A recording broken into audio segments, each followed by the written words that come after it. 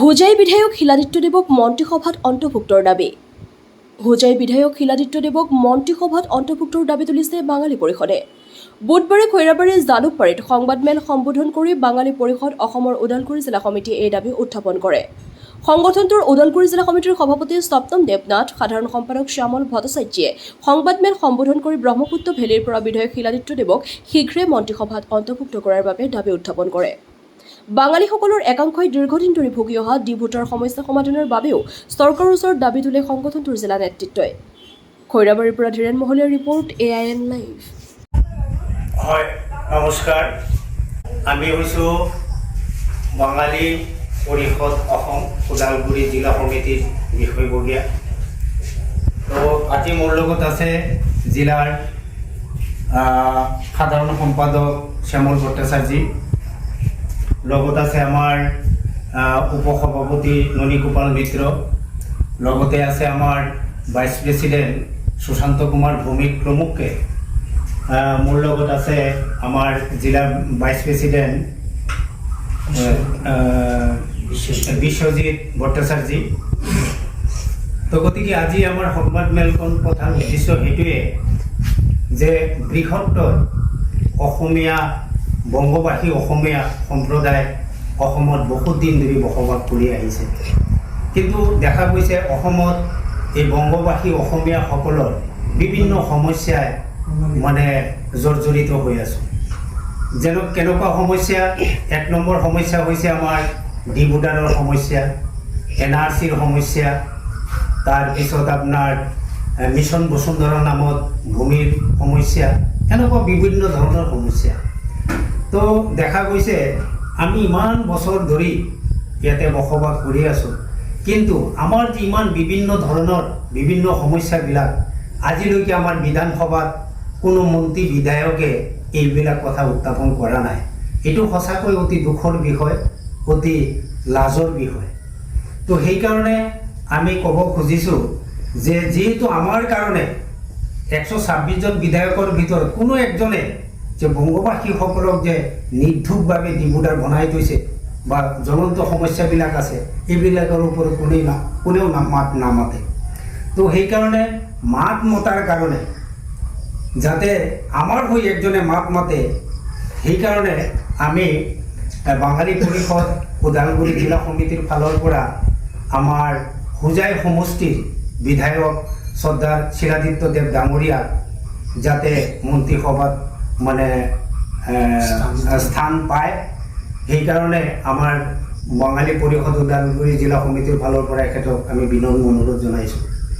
আৰু এটা কথা হৈছে, যেতিয়া অসমত কংগ্ৰেছ চৰকাৰ আছিলে তেতিয়া বৰাক ভেলীতো মন্ত্ৰিত্ব পাইছিলে, আমাৰ ব্ৰহ্মপুত্ৰ ভেলীতো মন্ত্ৰিত্ব পাইছিল।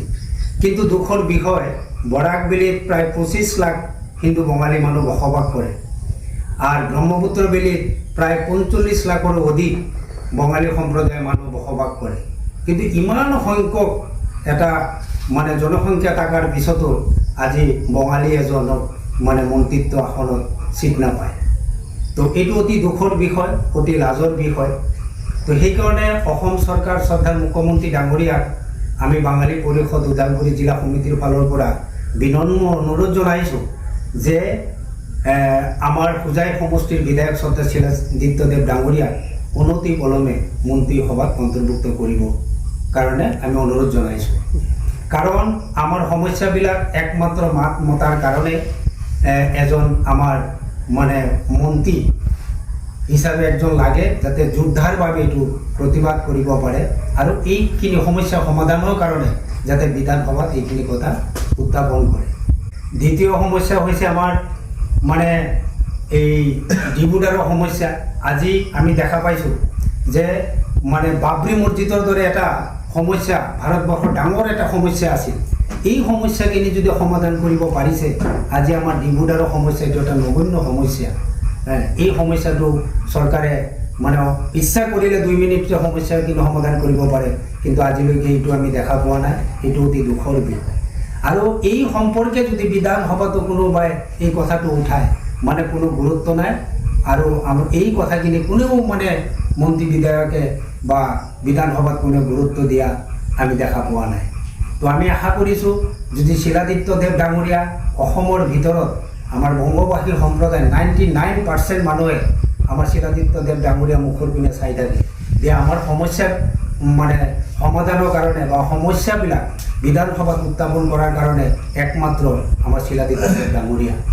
ব্ৰহ্মপুত্ৰ বেলিত 45 লাখ বংগবাসী অসমীয়াসকলে আমি অসম চৰকাৰক অনুৰোধ জনাইছোঁ তথা ওদালগুৰি জিলাৰ বাঙালী পৰিষদৰ তৰফৰ পৰা অনুৰোধ জনাইছোঁ যে শিলাদিত্য দেৱ ডাঙৰীয়াক মানে মন্ত্ৰীসভাত যাতে স্থান দিয়ে ইয়াৰ কাৰণে আমি বিনম্ৰ অনুৰোধ জনাইছোঁ অসম চৰকাৰ মন্ত্ৰী ডাঙৰীয়া।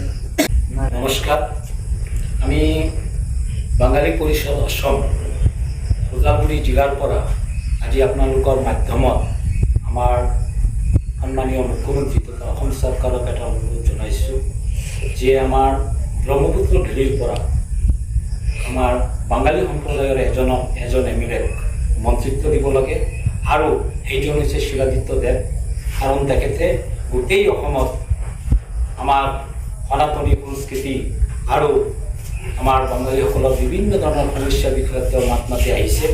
গতিকে আমাৰ 45 লাখ বাঙালী মানুহ যেতিয়া আমাৰ ব্ৰহ্মপুত্ৰ উপত্যকাত আছে, গতিকে ইমান সংখ্যক ভোটাৰক সন্মান জনাই আৰু এটা কথা ক'ব খুজিছোঁ, আমাৰ বঙালীসকলৰ এইবাৰ 95% ভোট আমাৰ BJP চৰকাৰৰ ফালে আমাৰ ৰাইজে প্ৰদান কৰিছে। গতিকে এই বৃহৎ সংখ্যক ৰাইজক সন্মান জনাই আমাৰ সমস্যাখিনি সমাধানৰ কাৰণে শিলাদিত্য ছাৰক মন্ত্ৰীসভাত স্থান দিয়াৰ কাৰণে আমি বিনম্ৰভাৱে ওদালগুৰি জিলা বঙালী পৰিষদৰ পৰা মুখ্যমন্ত্ৰী মহোদয়ক আমি অনুৰোধ কৰিছোঁ। নমস্কাৰ, আজি আমি বাঙালী পৰিষদ অসমৰ ওদালগুৰি জিলাৰ জিলা কমিটিৰ আমি সংবাদমেল আহ্বান কৰিছোঁ। সংবাদমেলৰ জিলা সম্পাদক সভাপতি, উপ সভাপতি আদি কৰি আমি 6-7জন উপস্থিত আছোঁ।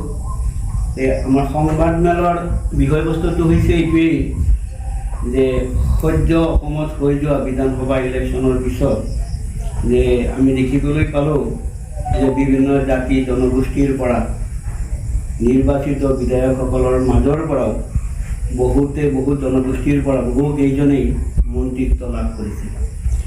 যে বৃহত্তৰ ব্ৰহ্মপুত্ৰ উপত্যকাত প্ৰায় 50 লাখ আমাৰ হিন্দু বঙালী থকাৰ পিছতো আমাৰ ফালৰ পৰা কোনো এজনক বিধায়কক মন্ত্ৰিত্ব দিয়া নাই। আজি আমি অতি আন্তৰিকতাৰে অসমৰ মুখ্যমন্ত্ৰী হিমন্ত বিশ্ব শৰ্মালৈ এটা অনুৰোধ জনাইছোঁ। বঙালী জাতিৰ বিভিন্ন ধৰণৰ সমস্যা আছে, এই সমস্যাখিনি এছেম্বলি উত্থাপন কৰিবৰ কাৰণে বিধায়ক শিলাদিত্য দেৱক মন্ত্ৰীসভাত অন্তৰ্ভুক্ত কৰি বঙালী জাতিৰ আৱেগ অনুভূতিক সন্মান দিব বুলি আশা ৰাখি মোৰ এই বক্তব্য ইয়াত সমাপ্ত। যিকোনো খবৰ আৰু বিজ্ঞাপনৰ বাবে যোগাযোগ কৰক 7896121996।